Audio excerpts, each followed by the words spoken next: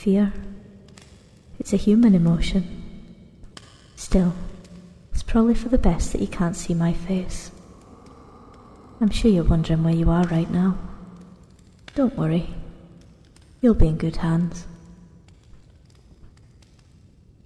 Oh, don't strain yourself trying to speak, my dear.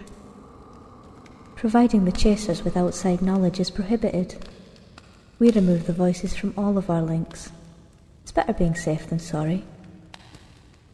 I'm sure you have many questions. However, without the ability to ask, I'm unable to tell. That being said, if the chasers don't accept you, there'll be no reason to explain anything anyway. Because you'll cease to exist. Now, wherever shall we put you? Ah, yes. He's been trying to keep himself out of trouble lately. How about we cause a little chaos?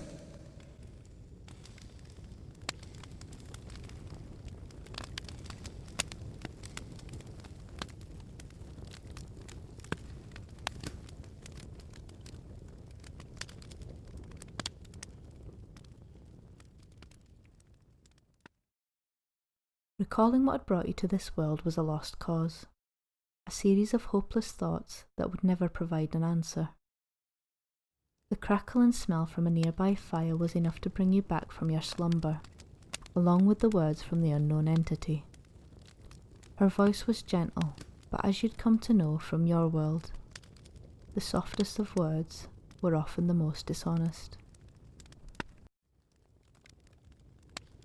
As your eyes flicker, a voice manages to break through the relaxing and safe illusion created by the pops from the logs burning on the open fire. Oh, hi. You're finally awake. Opening your eyes, the room is a blur. However, the unmistakable touch from another being assures you that you're not dreaming, and you certainly aren't alone. Don't be alarmed. I'm not going to hurt you. I know you're probably confused. Just let me explain. In your bewildered state, you watch him pace the room as he gathers his thoughts and explanations. The more you observe his movements, the more obvious it becomes that the being isn't as human as you originally thought. His eyes lit up with a subtle neon blue glow, and his face was cracked like a porcelain doll. You, my dear, are here because I believe in second chances, sometimes against my better judgment. For now, I'm going to need you to stay out of sight. It's not like my life. Afterlife depends on your silence, not to worry. I feel I can trust you. I can see it in those wide, horrified eyes of yours. Anyway. Perhaps I should introduce myself. I'm Elliot. In this realm, I'm what we call a chaser. There's many of us, but I tend to exile myself from the corruption of my fellow companions. You are unsure of what else he was expecting, after being thrust into an unknown world with no knowledge as to how you got there in the first place. However, trying to bring yourself back from your terrified state, you try to consider the positives. It appears this particular being, whatever he may be, was, as he stated, an exile, meaning he was different from the others, hopefully in a good way. You let him continue explaining the situation. Not that you could interrupt. In this world, you have no voice. Before he can continue, a bottle dropping can be heard from the room just beyond you. The glass doesn't shatter, but it's still enough to cause your new acquaintance to jump, fearing his safety and yours. However, he manages to play it off as if nothing is going on. He appears to be used to these situations. Jeremiah! We have a guest. Please behave. My apologies. She can get a bit jealous when I have company. No, not like that. She's a cat. Well, 3/4 cat anyway. Never mind that. Back to... Before your curiosity even has a chance to peek at the mention of some kind of cat hybrid, there is a desperate and vicious sounding knock on the door, which strikes fear into the eyes of the chaser. He ponders for the few seconds he has. You see a slight panic, but once again he is quick to hide his emotions and carries out his quickly thought-up plan, leading you over to an ancient-looking writing desk with a cracked storage cupboard at the side. You're pretty sure you know what he's implying, but you look up to him for confirmation. Bear with me. I can't exactly afford to let anyone see you right now. With that, he opens the door of the cabinet as you proceed to shuffle yourself inside. The hinges squeak as he gently closes off the opening behind you. The crack in the old oak door isn't enough for you to see the whole room, but from what you can see, Elliot seems to be lost in time. Everything in the room looks as if it has been left unrestored for decades. The thought of time travel had crossed your mind multiple times, but his speech about second chances brought you to the conclusion that it was more likely that you were dead, or at least partly. And this realm he was explaining was some kind of limbo, although picturing the chaser as some kind of angelic figure was a stretch. As calming as his words seemed to be, his appearance and constant switching between fear and comfort made you think there was more to this individual. You watch as a second being enters the room. He is around the same height as Elliot, and his face displays the same hairline cracks.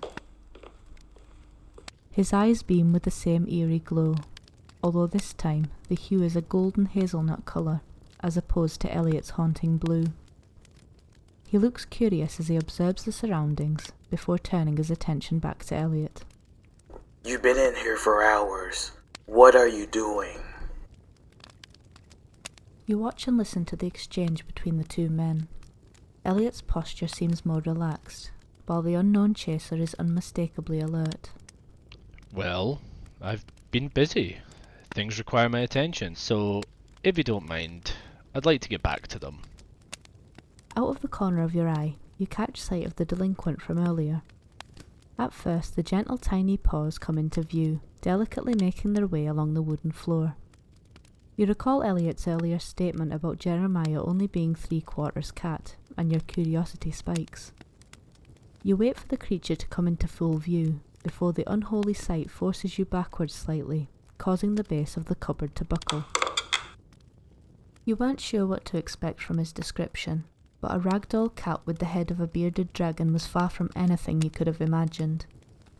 The sound from the wood beneath you dislodging was enough to stop the creature in its tracks, flicking her tongue in your direction, before turning its head once again and continuing on her way across the room. Please, don't tell me you're up to this audacity again, Elliot. I don't want to belittle your intelligence, but I thought you'd be a little bit more reluctant about getting caught again. Elliot's fears seem to have transferred themselves to the chaser standing by him. He too appears nervous for what awaits them.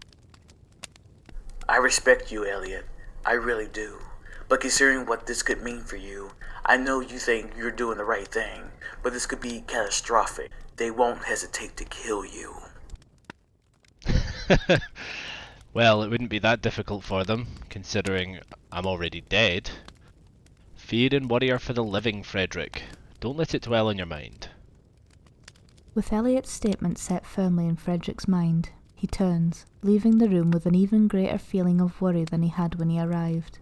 As soon as the door is closed, Elliot beckons you to join him once again, brushing the cobwebs from the cupboard off your once crease-free jacket. Now where was I? Oh yes. Lucky for you, I'm not like the other chasers. You see, we refer to your kind as links, because your souls still have some connection to the living world.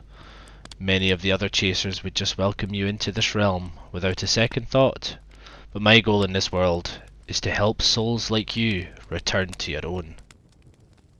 You are confused at first by Elliot's intentions. Why would a being from beyond the grave want to assist those who haven't quite crossed over get back to the mortal world? What does he have to gain from that when he can't return himself?